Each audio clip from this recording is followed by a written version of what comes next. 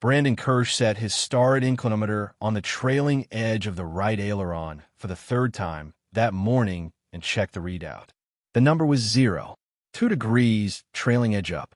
The T-01 F-86 F-2-1 maintenance manual call for plus or -1 degree at the neutral position. The tab was intolerance. Brandon pressed his thumb against the bridge of his nose and stared at the number until it did not change. The Sabre had been grounding herself since 8 o'clock. Every test hop Diane Rusk took it on came back with the same report. Constant right roll tendency, maybe a degree per second uncorrected, steady and light, the kind of thing a combat pilot learns to compensate for over a long career in an airshow demonstration cannot afford. Diane needed both hands free for the display sequence. She needed the airplane to fly neutral. It was not flying neutral. The demonstration was on the schedule board at 2:15. It was 11:47 in the morning. Brandon had spent the morning going through every component in the right aileron system he could reach without pulling the wing access panels. Cable tension at the wing root, both stations, checked twice with his tensiometer. Turnbuckle safeties intact. Bell crank travel within limits. He had cross-referenced every number against the T-O manual on his tablet. Every number came back in tolerance. The problem was somewhere he had not thought to look. He did not yet know where that was. Roy Decker was standing at the spectator rope line 20 feet from the right wingtip with his hands in the front pocket of a gray Henley. He was 91 years old. The skin on his forearms had the look that comes after 9 decades of sun and work, the veins showing through it like rivers on a survey map. His left knee gave him trouble on hard surfaces, and the Chino ramp was concrete from one end to the other. He had been watching Brandon work for 50 minutes without moving from the spot. Nobody had asked him anything. If this story is hitting home for you, take a second to hit that like button and subscribe. Drop a comment and let me know where you're watching from, and if you've got a veteran in your family, share their branch in the comments. I read every one. Roy had driven from Fresno that morning in a 2003 Silverado with 204,000 miles on the odometer and a Pendleton blanket covering the driver's seat, where the vinyl had cracked 6 winters ago. He had not replaced the vinyl because the blanket worked, and that was the end of the reasoning. He had been in the Chino airport parking lot by 8:15, 45 minutes before the gates opened. He came to the Plains of Fame Airshow every year. Had for 11 years. His daughter Carol had driven down from Riverside the first few times, thinking he needed company. She had figured out eventually that he was not there for the crowd or the PA commentary or the Navy demonstration team. She had stopped offering to come, and Roy had not said anything about it either way. He was there for one aircraft. The F-86 F on static display outside Hangar 2 wore the markings of the 4th Fighter-Interceptor Wing, 334th Fighter-Interceptor Squadron, Kimpo Air Base, Korea, 1952. Yellow fuselage band. Buzz number FU, 831. A crew chief's name stenciled on the access panel forward of the cockpit. SSGT R.L. Decker.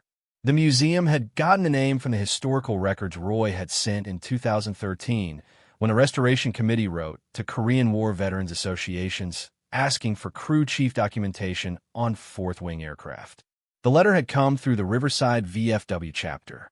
Roy had written back with the aircraft serial number, the mission count, and the name of the pilot he had crewed for, Captain Gerald Marsh, 334 Squadron, 7 confirmed aerial victories, Distinguished Flying Cross, died Phoenix, Arizona, 1991. Roy had included 2 contact prints from a Kodak box camera. March 1953, Roy at 20 years old standing on the wing root of the same airplane with one hand on the canopy rail and one hand blocking the Korean sun from his eyes.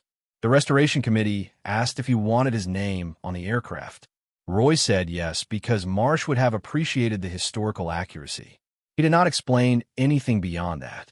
He had enlisted in the USAF in October 1950 at 17, in a recruiting office above a hardware store in Fresno. The sergeant behind the desk had not looked too carefully at the paperwork. Roy went through aircraft mechanic training at Chanute Air Force Base in Illinois through the winter, arrived at Kimpo in April 1952 as an airman first class, and was assigned to the 334th as a crew chief on the F-86F. He was not a pilot and had never tried to be one. The distinction had not bothered him in 1952, and it did not bother him now. A pilot flew the aircraft once per mission. A crew chief built the conditions that kept the pilot alive for the next one.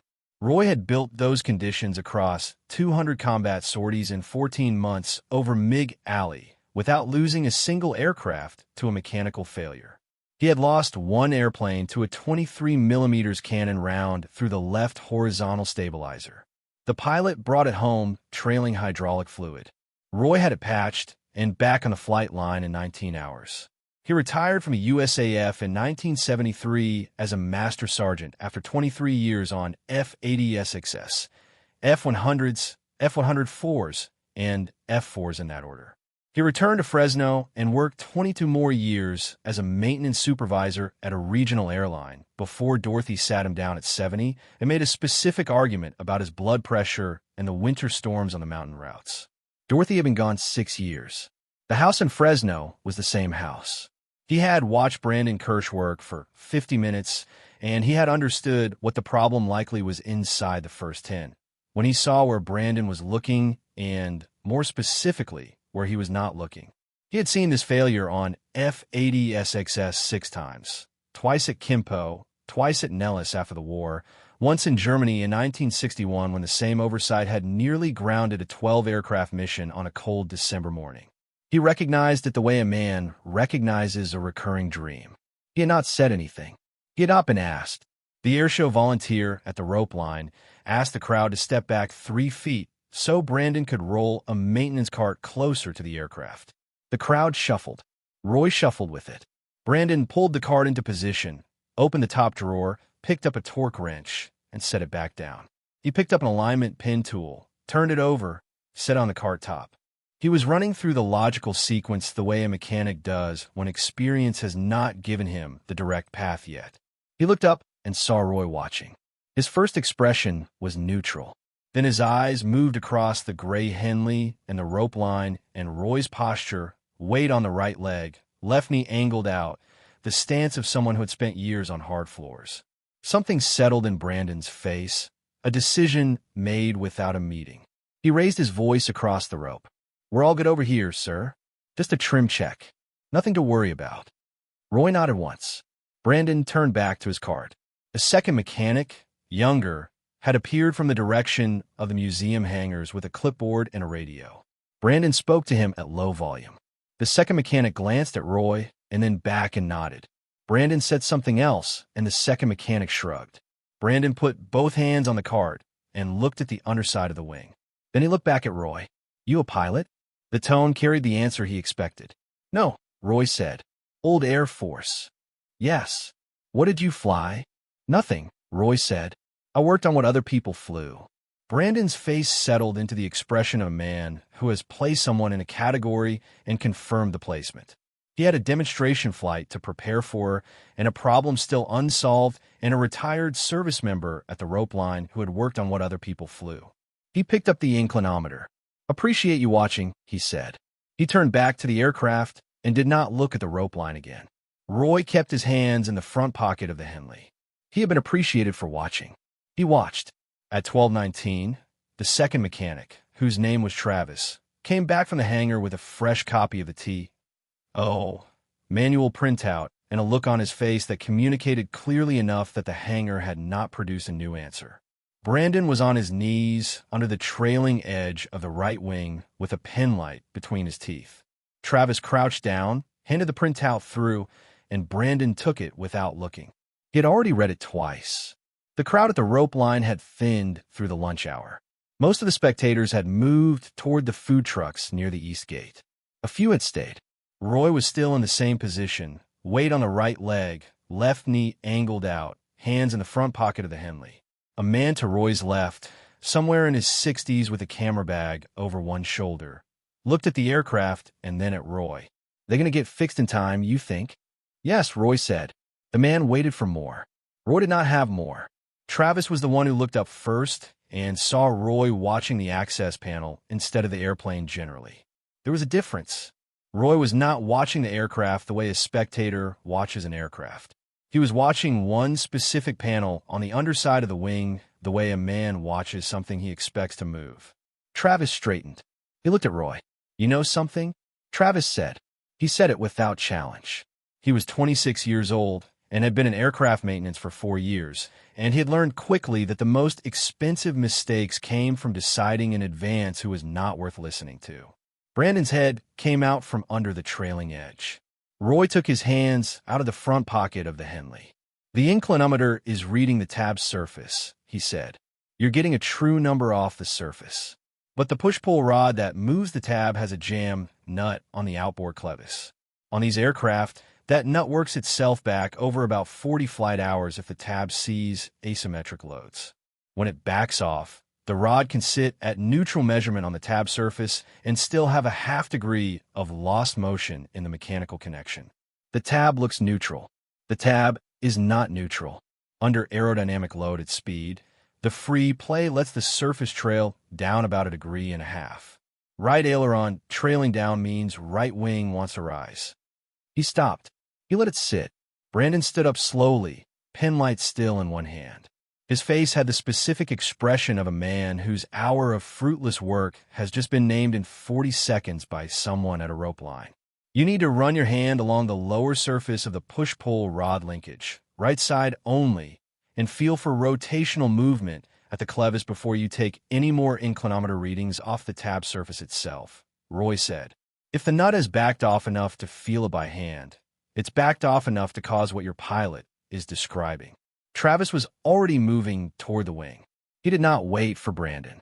He ducked the rope without thinking about it, crossed to the trailing edge access area, knelt, and reached up into the linkage bay with his right hand.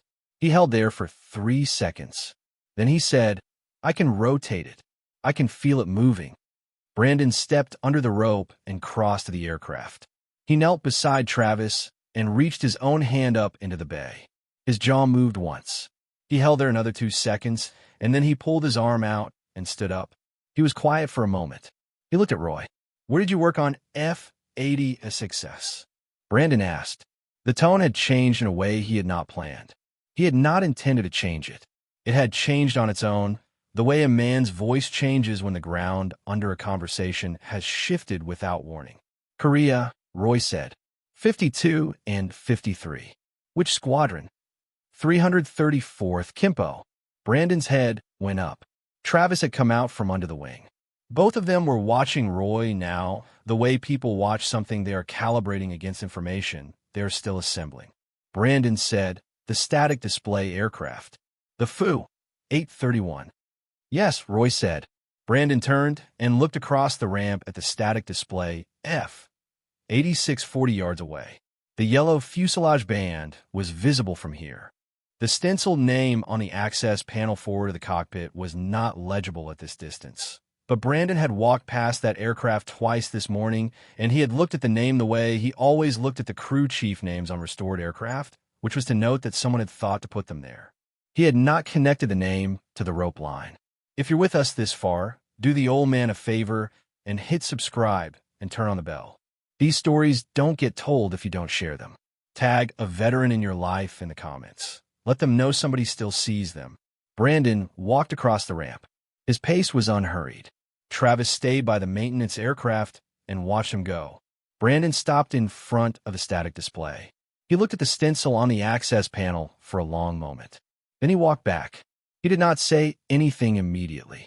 He picked up a 3/8-inch drive torque wrench from the cart, a 9/16 open-end box wrench, and the inclinometer. He ducked the rope. He looked at Roy. "Would you come and look at this with me?" Roy stepped under the rope. His left knee on the concrete was slow. He did not comment on it. He crossed to the trailing edge of the wing and went to one knee on the ramp. Right knee first, the same way he had gone to one knee under F-86 trailing edges from April 1952 to June 1953. Brandon handed him the pen light. Roy clicked it on and held it up into the linkage bay. The jam nut on the outboard clevis of the right aileron trim tab push-pull rod had backed off approximately 3/8 of a turn. Roy felt it with his left thumb and forefinger. The play in the rod was slight, less than a millimeter. At rest on the ground, the tab read neutral. Under the aerodynamic load of 300 knots in level flight, that play was 1.5 degrees of uncontrolled tab deflection. Roy showed Brandon where his fingers were. Brandon reached in and felt it himself. "What's the fix?" Brandon said. He had said sir twice and dropped it. They were talking maintenance now, and maintenance had its own register. Torque the jam nut back to spec and re-safety it. Then set the tab to true neutral with the rod in the lock position, not at rest. Run the inclinometer reading after the nut is torqued, not before. Then verify with the control column full travel, right aileron down, to make sure the tab doesn't walk under the load of the cable tension. Brandon went to work. Travis handed tools under the wing when Brandon asked for them. Roy stayed on one knee to the right of the access bay and held the pin light where Brandon needed it. It took 31 minutes. The jam nut came up at torque. Brandon reset the tab to true neutral with the push-pull rod in the lock position, the way Roy had described. He set the inclinometer on the tab surface with the rod locked, got the 0, then released the rod lock, torqued the jam nut final, and re-safetied with fresh safety wire. He ran the inclinometer again. The tab read 0. Brandon stood up. He rolled his shoulder. He looked at Travis, who was looking at Roy. 90 seconds, Travis said. He meant the time between Roy beginning to speak at the rope line and Travis feeling the play in the rod with his hand. He was not being rhetorical. He was being precise, the way young mechanics are precise about things they intend to remember. Diane Rusk came out from the museum operations building at 12:58 and walked the ramp toward the aircraft. She was 41 years old, 3,800 hours total, 600 of them in Warbird category aircraft, and she had been flying the restored F-86F for 3 seasons.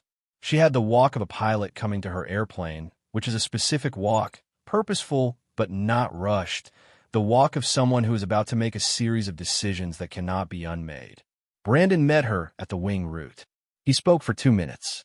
He showed her the access bay. He showed her the safety wire on the jam nut. He showed her his inclinometer readings, the before and after, written on the clipboard in his own hand. She listened. She looked at the safety wire. She looked across the ramp at the old man in the gray Henley who was standing next to the maintenance cart with his hands back in his front pocket. She looked at Brandon.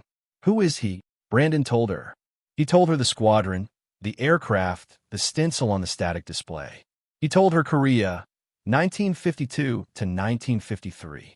He told her about the rope line and the 40 minutes and the jam nut. Diane looked at Roy for a long moment. Then she crossed the ramp. She stopped 3 feet from Roy and stood with her hands loose at her sides. "Sergeant Decker," she said. It was not a question. She had his rank from Brandon. "My grandfather flew F-86 ES with the 51st Wing at Suwon. He came home. I want to say thank you for what you did to make sure men like him came home." She put out her right hand. Roy shook it. "What's your grandfather's name?" "Kenneth Rusk. He was a first lieutenant."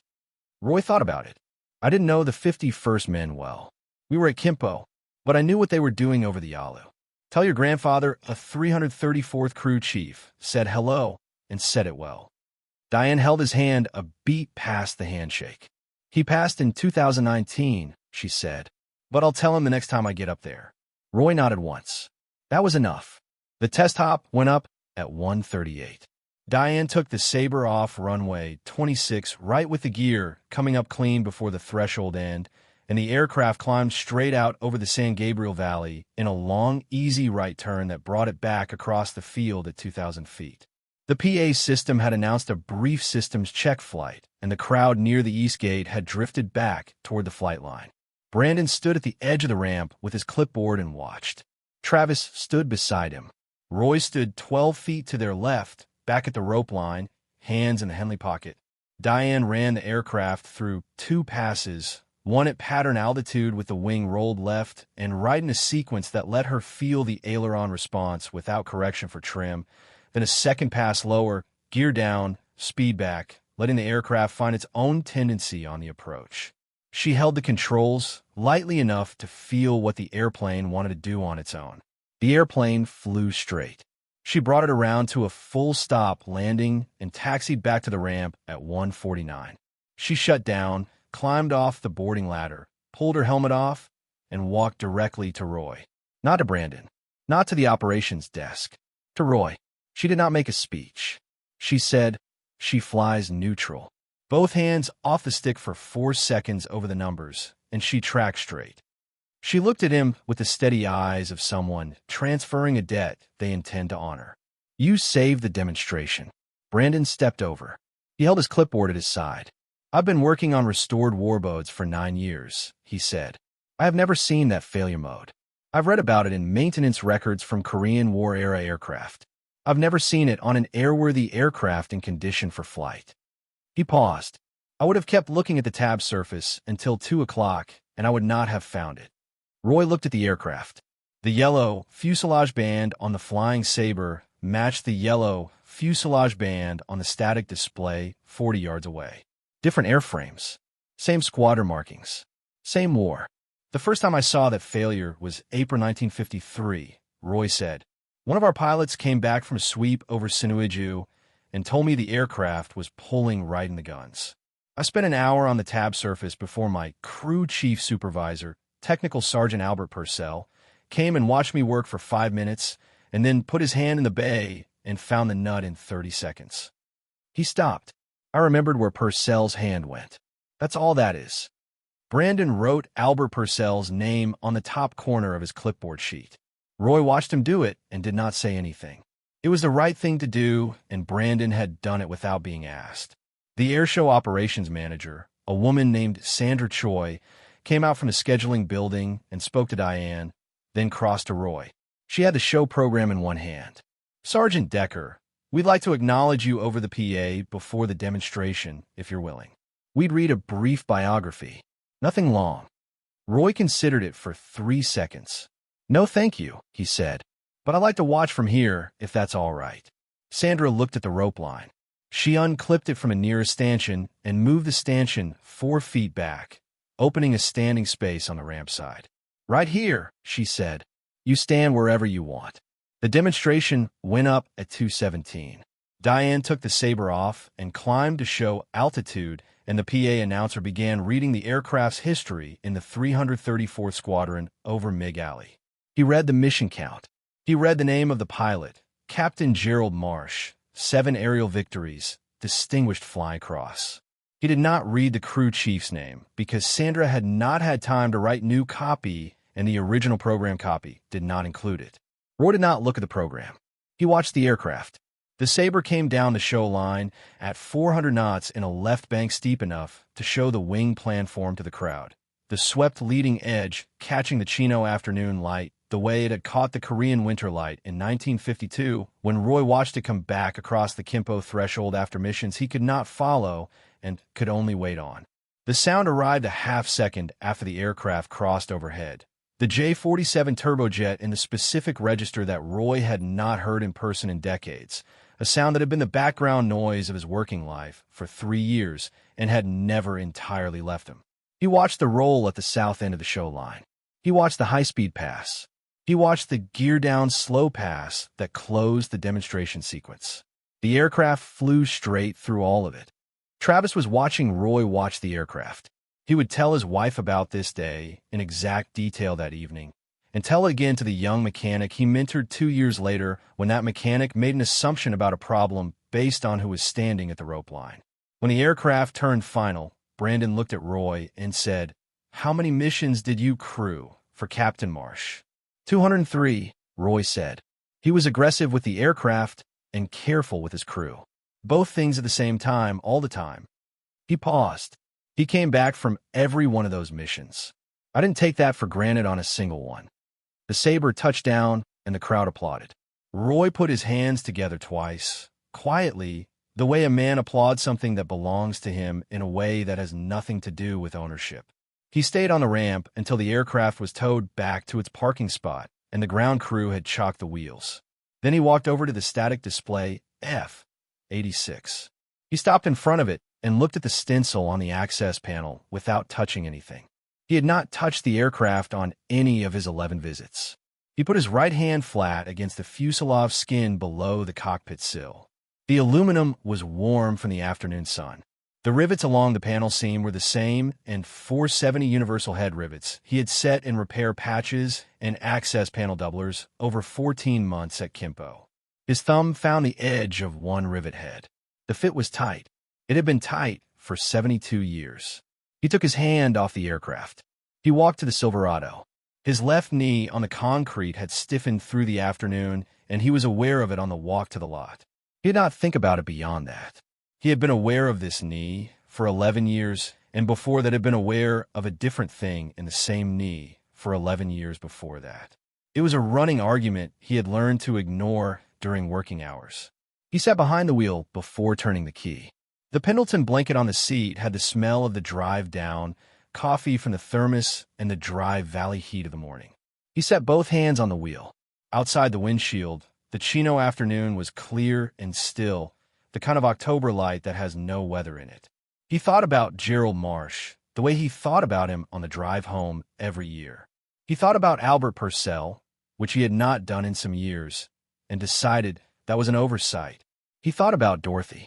He thought about the way the Sabre had tracked straight on the gear-down pass, and how Marsh would have felt that and known what it meant, and how knowing what it meant was the thing Roy had spent 3 years making possible. He turned the key. The Silverado started. The drive up Highway 99 took 2 hours and 20 minutes. He stopped once in Tulare for coffee and gas. He was home in Fresno by 6:40. He backed into the driveway the way he had backed into this driveway for 31 years. He sat a moment after he shut the engine off. The house was the same house. He went inside. He put his jacket on the hook by the door. He made a sandwich at the kitchen counter and sat at the table. He ate. The kitchen was quiet the way it had been quiet for 6 years, which was to say not entirely quiet, because the house still had its sounds, and he knew all of them and had made his peace with them. He thought about Purcell's hand going into the bay in 1953, 30 seconds, and the lesson that had waited 72 years to be useful again. He thought about the young mechanic writing a dead man's name on a clipboard. He rinsed his plate. He turned the kitchen light off. He went to bed. The Sabre had flown neutral. That was the whole of it, and it was enough. Thank you for staying until the last word. If this story moved you, the next one is already up on your screen. Go give it a watch. And if you haven't yet, subscribe and join us. We tell these stories so the men who live them are never forgotten. See you in the next one.